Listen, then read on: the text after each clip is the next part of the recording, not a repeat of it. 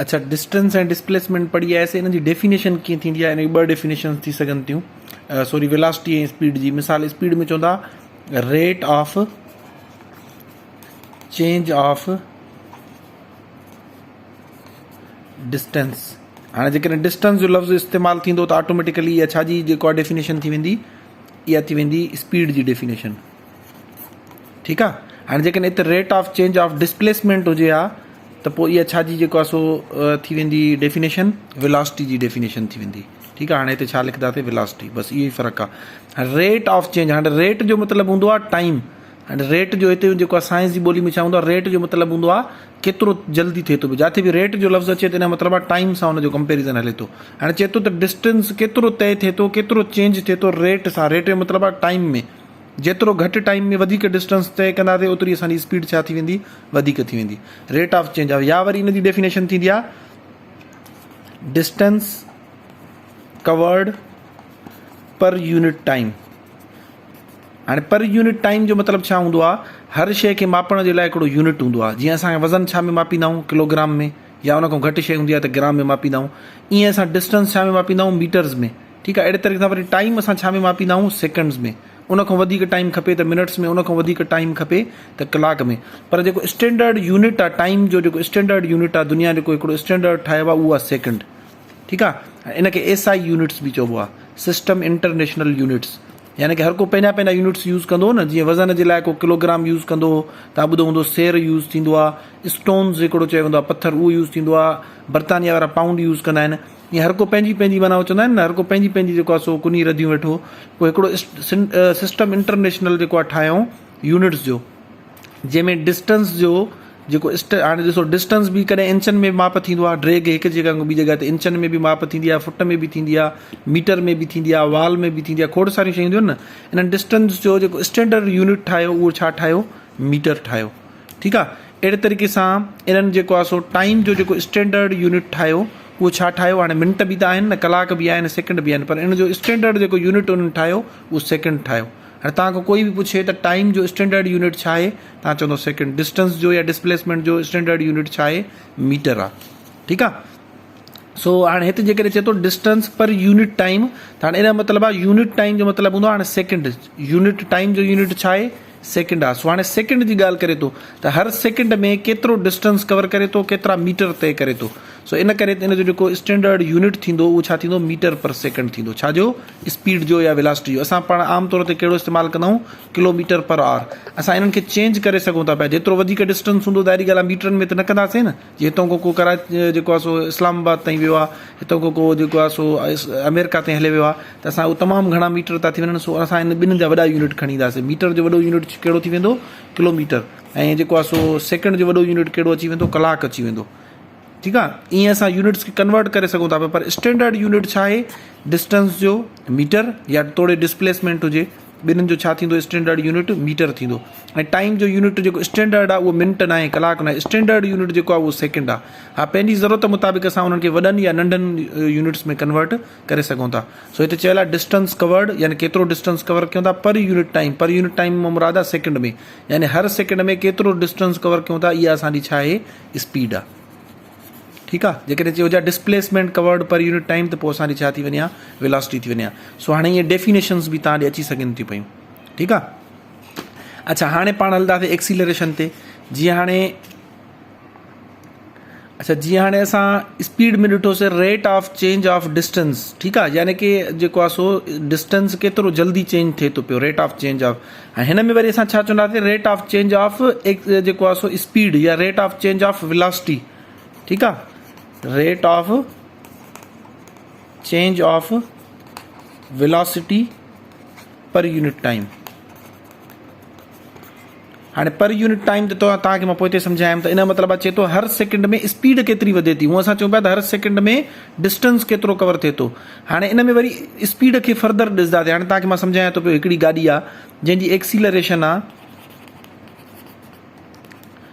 Acceleration आहे 10 metre पर second square. हाणे हिन जो यूनिट वरी मीटर पर सेकंड स्क्वायर आहे। छो, मां तव्हांखे सम्झायां थो डिटेल में।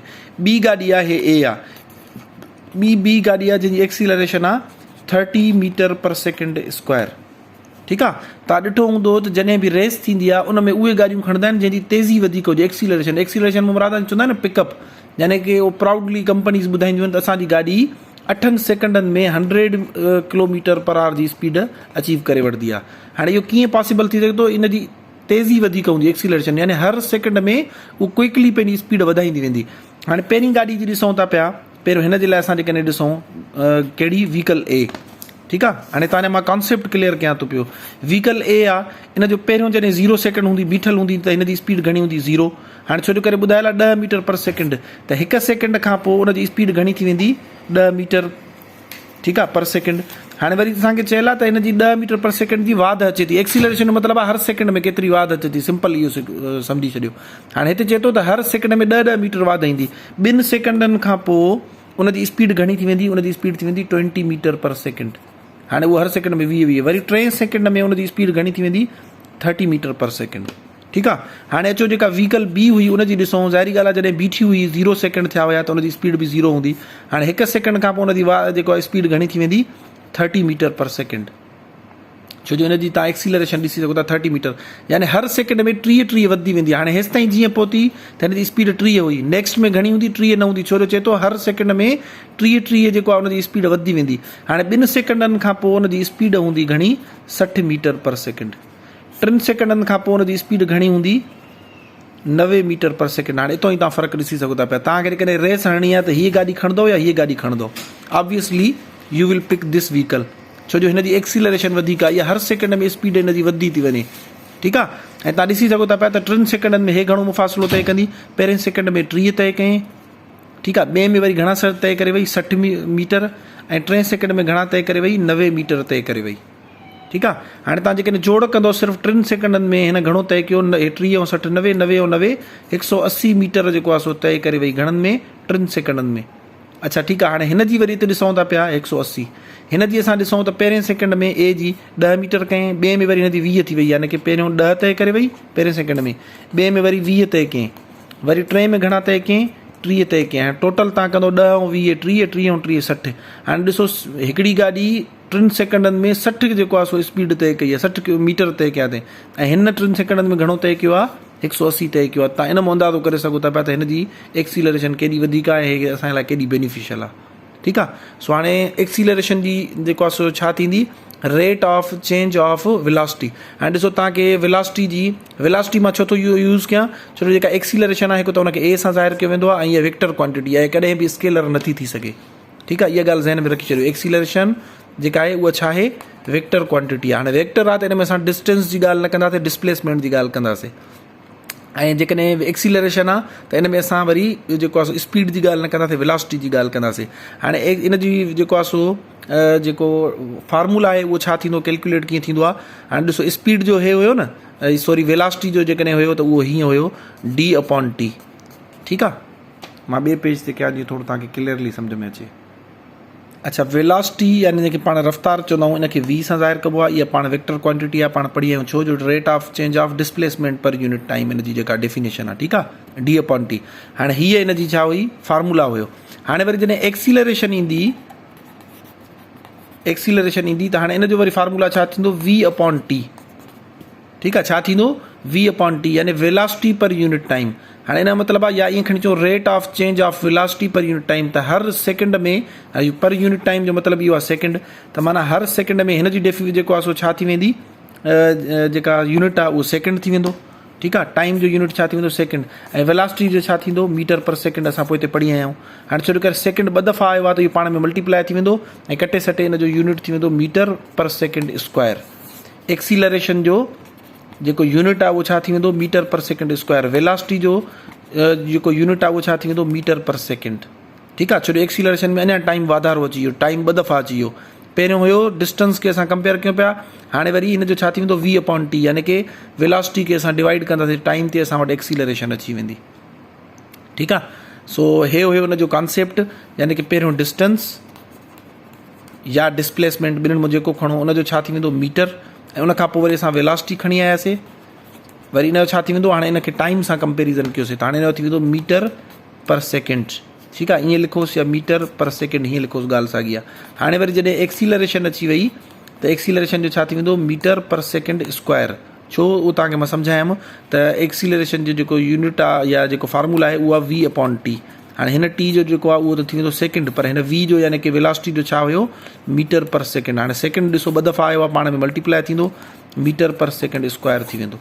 हाणे हिन में तव्हांखे यूनिट पुछी सघनि था पिया, एक्सीलरेशन जो यूनिट छा आहे, एक्सीलरेशन जो तव्हांखे फार्मूलो पुछी सघनि था पिया, त एक्सीलरेशन जो फार्मूलो छा थी वेंदो v/t थी वेंदो।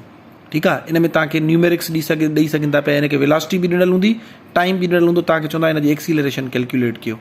ठीकु आहे, उहो तव्हां करे सघो था पिया। या 2 गाॾियूं ॾिनल हूंदियूं, ॿिन्हिनि जी वेलोसिटी अलॻि अलॻि हूंदी ऐं तव्हांखे चयलु हूंदो जेको आहे सो हिन जी छा कयो, तव्हां हिन जी टाइम एक्सीलरेशन कैलकुलेट कयो, तव्हां उहा बि कैलकुलेट करे सघो था पिया। सिंपल मेथ आहे, सिर्फ़ु वंड करणी पवंदी तव्हांखे। सो असां डिस्टेंस पढ़ी आयासीं, डिस्प्लेसमेंट पढ़ी आयासीं।